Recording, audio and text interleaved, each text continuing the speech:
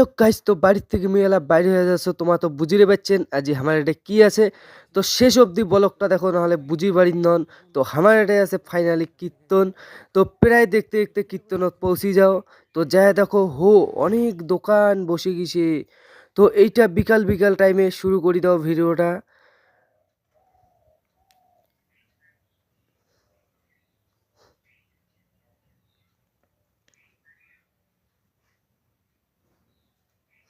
তো প্রায় আমার এটা তোমার মন্দিরটাও দেখে দাও একটু।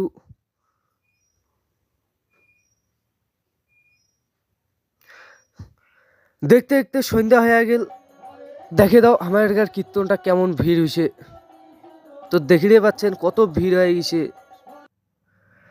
তো দেখে দাও কীর্তনটা তোমাক কত লোক।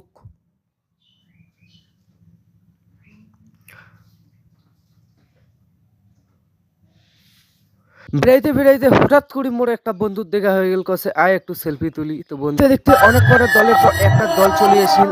তো আই এম টু অবাক, এতটুকু বাচ্চা মানে কি সুন্দর কীর্তন কষে, তোমার শুনিলেই মানে অবাক খেয়ে যাবেন। আজিকার ব্লগটা এই পর্যন্ত।